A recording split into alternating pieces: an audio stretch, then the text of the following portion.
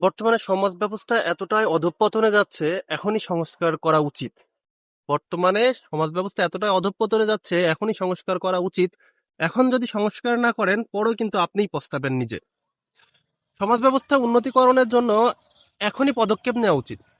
আপনি একটা জিনিস খেয়াল করে দেখবেন, আশপাশে যত রকমের অপকর্ম, অন্যায় যা কিছু হচ্ছে, সব কিন্তু আপনার আশপাশেই কিন্তু সে সকল মানুষগুলোই করতেছে। কিন্তু আপনি কোনো কিছু পদক্ষেপ নিচ্ছেন না। পদক্ষেপ এখন থেকে নেওয়া শুরু করেন। পদক্ষেপ নিতে সর্বপ্রথম ব্যবস্থা করা লাগবে প্রকৃত শিক্ষার। মানবিক শিক্ষা এবং বইয়ের শিক্ষা দুইটারই দরকার আছে। এখন আপনি শুধু মানবিক শিক্ষা দেবেন, আপনি তাতে কোনো উন্নত করতে পারবেন না। মানবিক শিক্ষার সাথে সাথে বইয়ের শিক্ষারও খুবই দরকার। আপনি যদি বইয়ের শিক্ষা না দেন, তাহলে কিন্তু মানবিক শিক্ষার কোনো দাম নাই।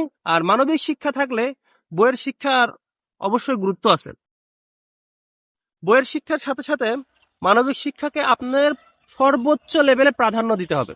তাহলে আপনি পারবেন একটা সমাজের সুস্থতা বজায় রাখতে।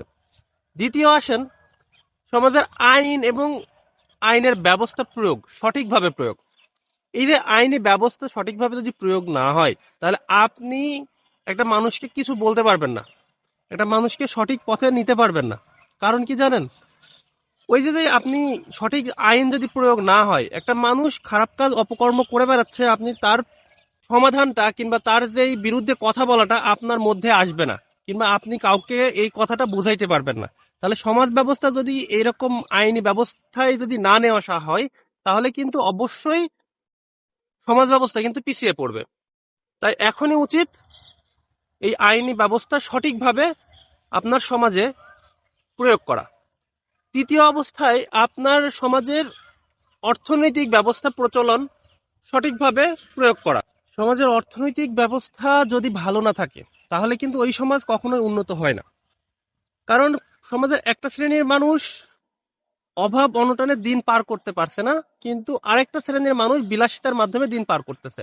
ওই সমাজ কখনো উন্নত হইতে পারে না, যেই সমাজের আপনি আপনার পাশের প্রতিবেশীকে কখনোই সম্মান দেখাচ্ছেন না, সমীহ করতেছেন না। তাহলে আপনি কিভাবে আশা করেন যে ওই সমাজ আপনার উন্নত হবে?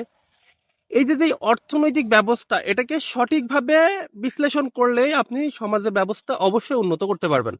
তাহলে এখন থেকেই আপনার উচিত যে ওই অর্থনৈতিক সমাজ ব্যবস্থায় আপনার যে বিলাসিতা করতেছে, তাকে বিলাসিতা না করতে দিয়ে ওই অতিরিক্ত টাকা ওই গরিব এবং দিনমজুরকে অবশ্যই সেই টাকা দিয়ে সাহায্য করলে আপনি পাবেন সঠিক এবং সুন্দর সমাজ ব্যবস্থা। তাহলে আপনি কেন করতেছেন না কেন? আপনার সমাজের মানুষটা